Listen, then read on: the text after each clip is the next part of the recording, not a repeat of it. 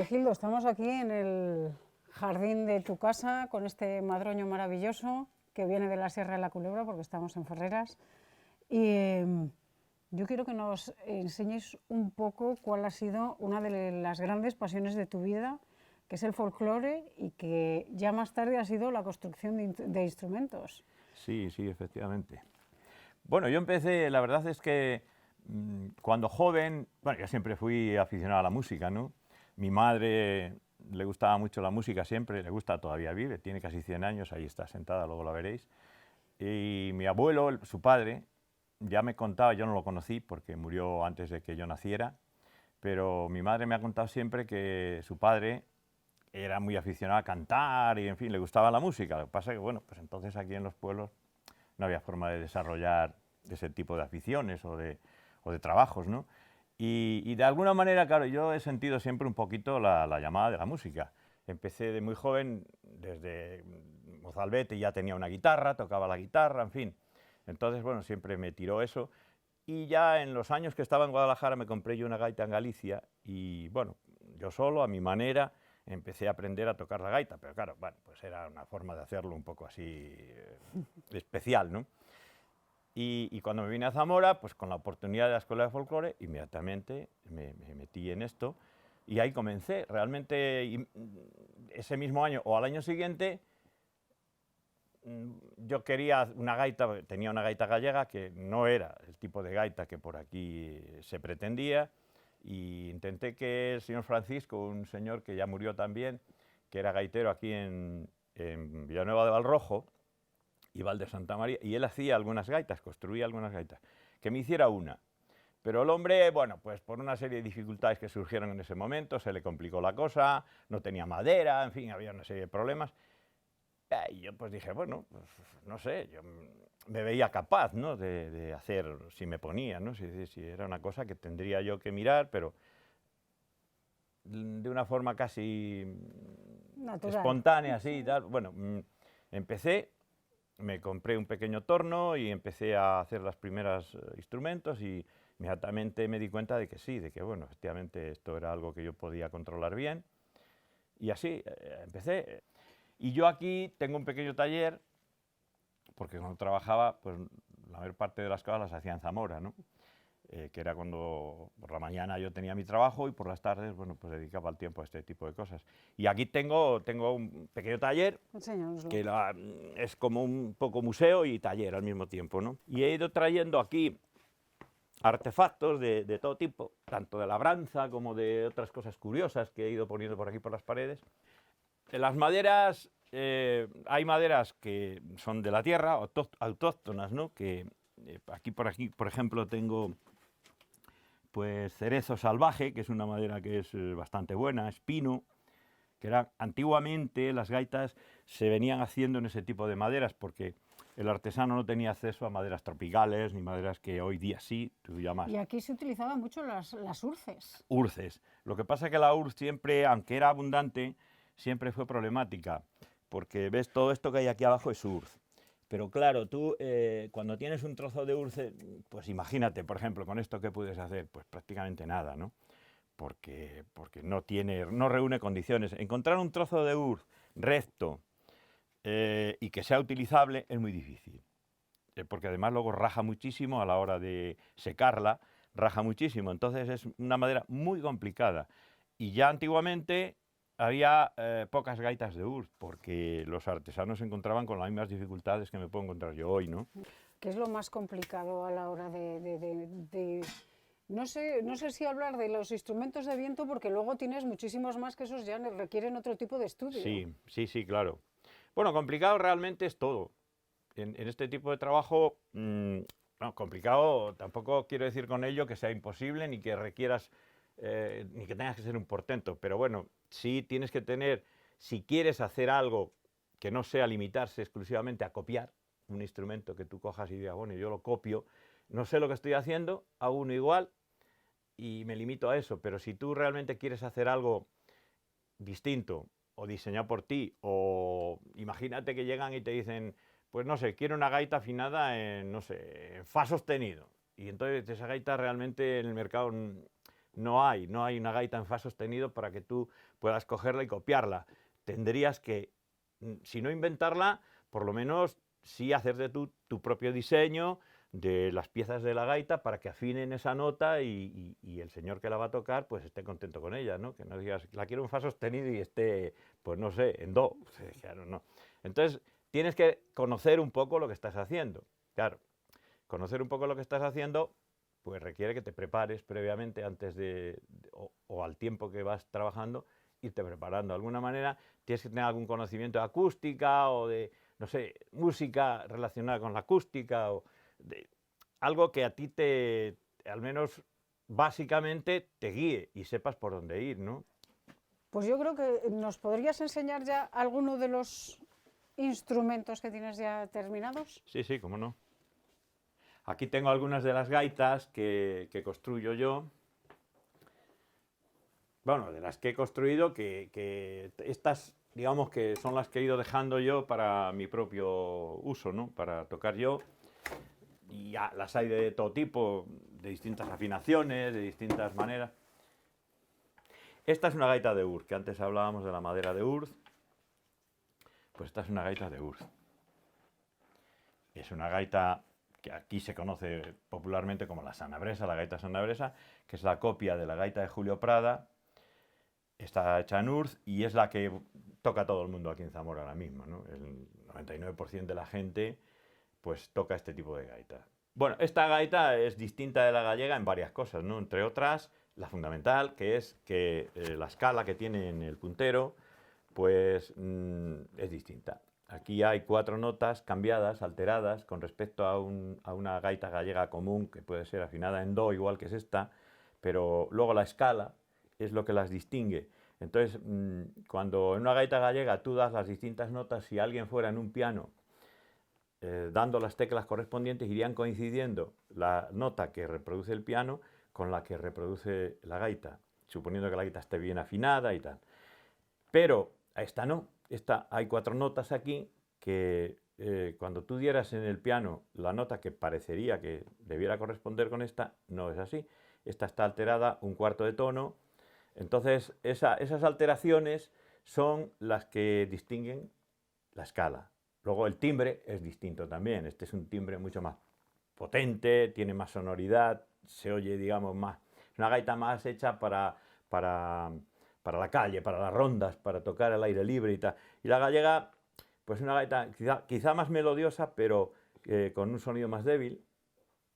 También puede resultar para muchas personas, este es más estridente y dicen que aquello es más agradable.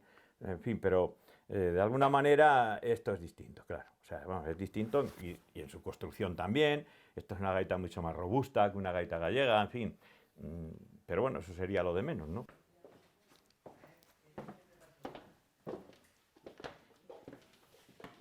Y aquí vamos ya a la sección de acabados. Bueno, aquí verás que hay de todo, ¿eh? O sea, esto es aquí. Vamos a dar un poco de luz. No sé si esto estará aquí, es que casi no se ve. Esto es otro de los últimos instrumentos que hice. De hecho, es el último que hice. Una guitarra bajo. Este es el último instrumento que he construido yo. Para mi deleite personal, que no soy bajista, pero intento aprender y bueno, ya veremos si consigo algo, ¿no? Bueno, pues esto está hecho en madera de negrillo. Es una madera ya aquí ahora casi desaparecida porque como se secaron, el negrillo es el olmo, vamos, lo que se conocía por olmo.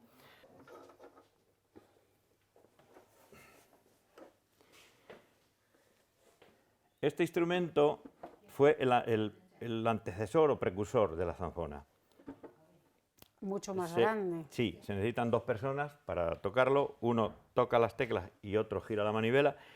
Y esto empezó en el siglo XI, siglo XII. Empezaron estos instrumentos a funcionar en los monasterios. Entonces los monjes los utilizaban más bien para la entonación, les ayudaban en la entonación de los cánticos religiosos, que luego, bueno, pues inmediatamente este instrumento desapareció porque empezaron a surgir los primeros órganos. Entonces, órganos muy primitivos, pero que tenían muchas ventajas con respecto a esto. Tenían más sonoridad, pues este es un instrumento de un sonido muy débil, En fin, que...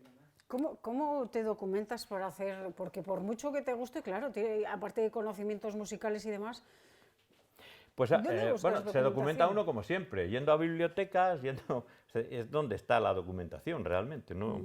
Archivos, bibliotecas, donde haya información de este tipo de cosas, que no hay mucha, ¿eh? Porque el Organistrum, es una copia del Pórtico Norte de la Colegiata de Toro. Es una copia, todo lo fiel que he sido capaz de hacer. Y esto, como te decía, desapareció en favor del órgano y de la zanfona. Pues la zanfona, esto se transformó en un instrumento que podía tocar una sola persona, con lo cual ya es bastante. Porque en vez de tirar ya es como Claro, con en las teclado, teclas, ¿no? en lugar de tirar, aquí había que tirar de ella para que las distintas notas, y en la zanfona se aprieta por aquí y tal. Es un cambio radical, ¿no? Se hizo más pequeño el instrumento, lo toca una sola persona, en fin. Pero bueno, en general esto desapareció porque se lo tragó el órgano. Esto, pues vas a tener que sentarte aquí a mi lado. Ah, también voy a tocar. Sí, sí, no van a ver, que si no, no podemos hacer esto, que esto funcione. Esto, igual que la zanfona, en la rueda frota las cuerdas, como si fuese el arco de un violín, pero bueno, la rueda lo hace de forma continua. Entonces las cuerdas van protegidas con unos algodones para que el rozamiento de la rueda sea más eficaz y que no hiera la cuerda a la rueda, en fin. El algodón no sirve más que, digamos, de apoyo. Dale, gira la rueda, a ver, no sonará nada. Vamos a darle resina, a ver. Más, dale más. Es resina de los pinos. Sí, sí, resina de pino.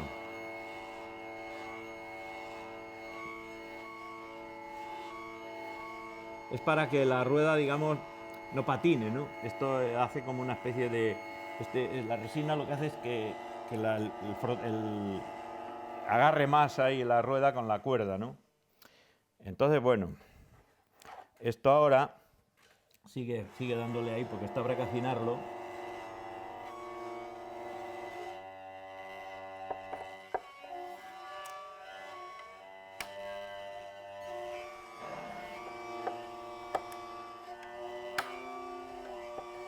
Más o menos está afinado. Ahora, el que consigamos tocar algo o no, ya lo veremos. Sácate una cántiga de esas de Ana y te toca Tú cantar dale. a ti.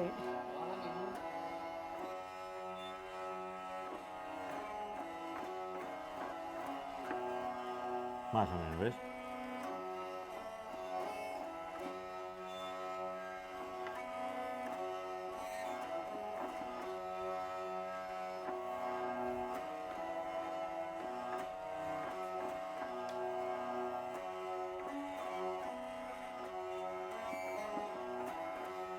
Claro, esto requiere la utilización de las dos manos para Sí. tocar, que es lo que comentábamos antes.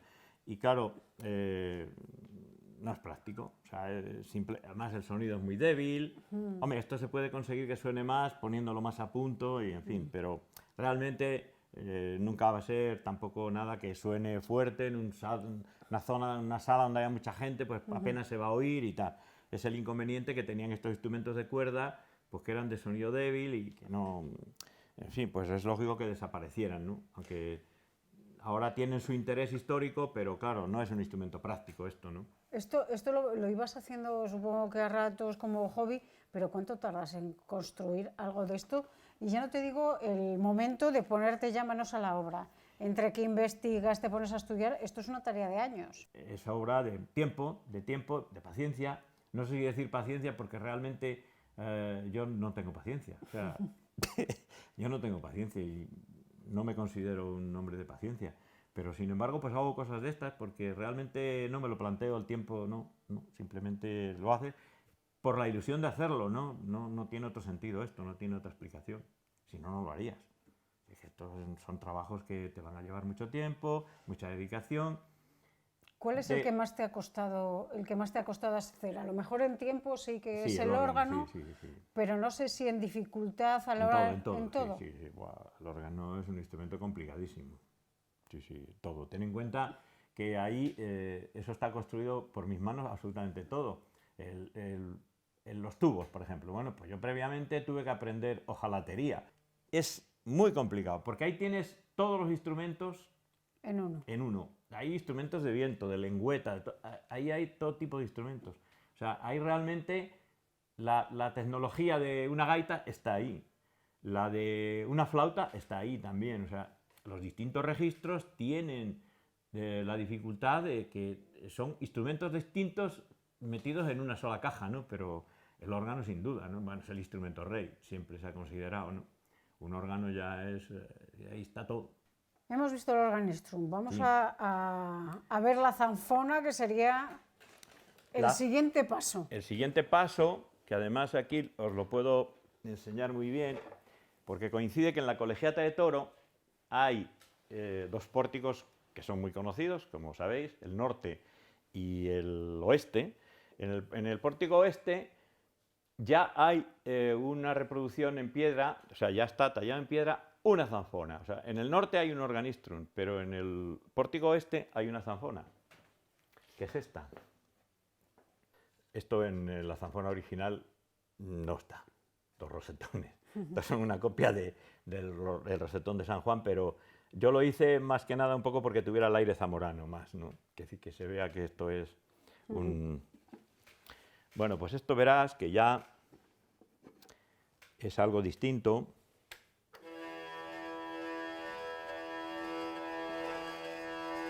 ¿La piedra de qué material es?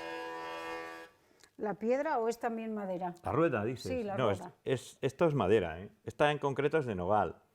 Porque bueno, yo aquí lo que he tratado también, actualmente las ruedas, bueno, pues son más complejas en el sentido de que se hacen unas ruedas con madera contrachapada y luego se les pega por fuera una banda de madera natural que puede ser de nogal o de boj o de muchas maderas que se utilicen, pero para darle estabilidad, porque las ruedas tienden a lavear, la madera, como es algo que siempre está vivo, luego con humedad, temperatura, se deforman. Entonces, cuando la rueda se deforma, se traduce en un alabeo que deforma el sonido también y nunca es tan perfecto. Entonces, por eso, ahora, con las técnicas modernas, este tipo de rueda ya no se hace, ¿no? Pero aquí sí está hecho como se supone que en aquellos años lo podían hacer un artesano. Es madera maciza de nogal, sin más. Si se tuerce un poquito, pues bueno, pues se tuerce. Era como eran las cosas. Entonces eran así.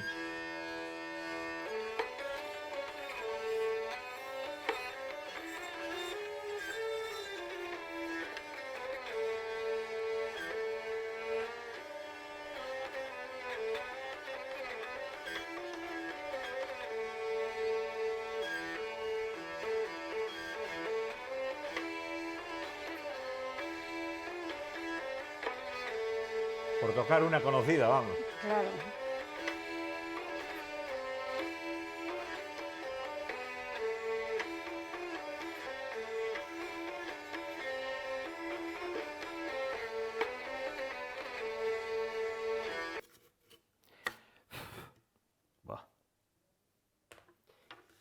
Esta zanfona es una reproducción de una que hay en el Museo Provincial, que era una zanfona de ciego. Este es un ejemplar que se supone que es del siglo XIX, que anduvo en manos de un ciego y que terminó en el Museo de Zamora y que no se sabe muy bien, no se sabe, pues yo hablando con el personal del museo al respecto, pues no sabe muy bien cuál es su origen. Esta es una zanfona que está reproducida de las miniaturas de las cantigas de Alfonso X el Sabio, o sea que ya tiene su edad también, digamos. Esta no, porque es una reproducción, pero están en las miniaturas de las cantigas de Alfonso X el Sabio, está este tipo de zanfona. Entonces esto era en forma de caja, la usaban, pues imagino que también monjes y gente de los ambientes religiosos y tal. Entonces, bueno, su principal peculiaridad es que tiene forma de cajón, porque es algo que luego nunca más la zanfona se volvió a construir de esta manera. Ya siempre se hacía con una caja armónica de ese tipo y tal. En forma de cajón como es esta, pues es la única, que no solo en España, hay otras miniaturas por ahí a nivel europeo, por ahí en Inglaterra, en distintos sitios, hay miniaturas también que en su día se ve que estuvo esto de moda, ¿no? El hacer zanfonas así, con una especie de cajón. Es la más moderna en el sentido de que sí, es una zanfona MIDI, esta ya es otro mundo, como verás ahora. Aquí la magia empieza con el MIDI.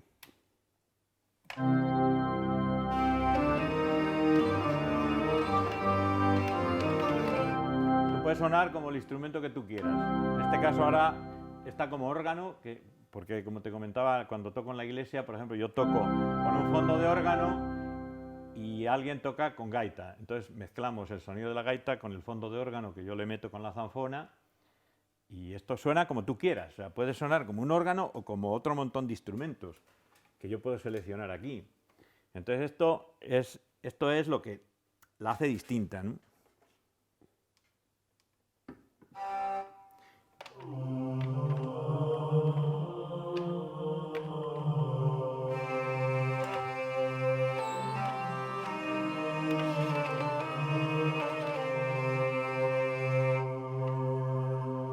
Puede sonar, por ejemplo, si quieres un acompañamiento de bajo.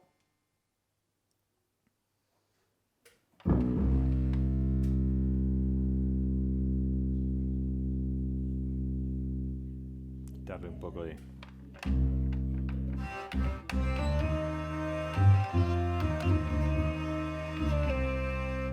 Yo puedo acompañar a otros músicos que toquen otro tipo de instrumentos, pues le meto un acompañamiento de gran...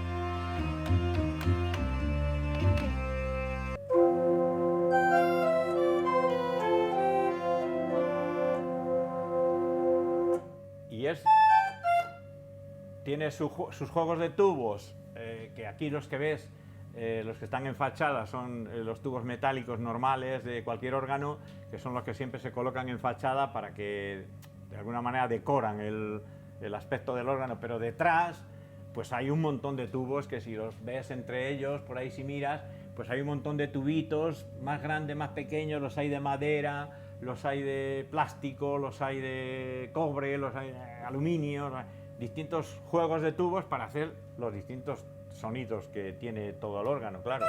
¿Sabes? Tú aquí puedes oír, pues tienes aquí los registros, según los registros que seleccionas los distintos juegos de tubos que tiene, ¿no?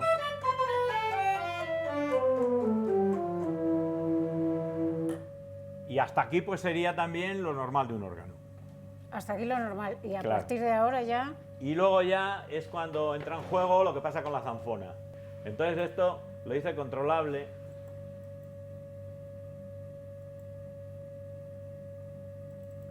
Mediante un programa secuenciador de MIDI, pues tú le metes una partitura, le metes lo que tú quieras, o sea, cualquier partitura y la toca él solo, ¿no? A través del ordenador, claro. Tú seleccionas aquí uno. Aquí tienes todo el código MIDI. Aquí mediante el ratón, tú verás, cada tubo tiene su electroválvula, ¿no? O sea, el órgano, antes de que existiera la electricidad, pues tú dabas una tecla y lo que hacías era que mediante unos sistemas de alambres y tal, abrías la válvula, pasaba el aire por el tubo y sonaba. Cuando surgió la electricidad ya, cuando se inventó la electricidad, empezó a utilizarse la electricidad, bueno, pues los organeros, los que construyen los órganos, empezaron a hacer órganos en los que ya no era un alambrito el que tira de la válvula, sino que tú das aquí, hay una corriente eléctrica que tira de un electroimán que abre la tecla, o sea que entre la tecla y el tubo lo que hay es un cable, no un alambre físico que tira, sino hay un cable. Entonces, ese cable está sustituido aquí, en lugar tú le das a la tecla, yo puedo hacer que esa electroválvula la puedo abrir desde el ordenador. O sea, si yo doy aquí una nota,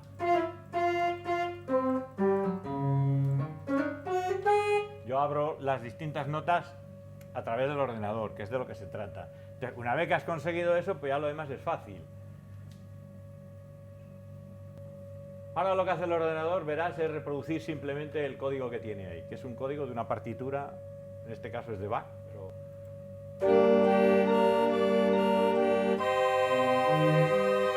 ya lo va haciendo.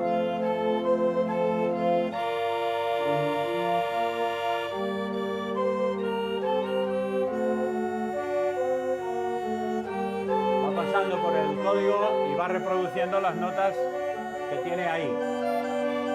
Igual que si tú tocaras, pero...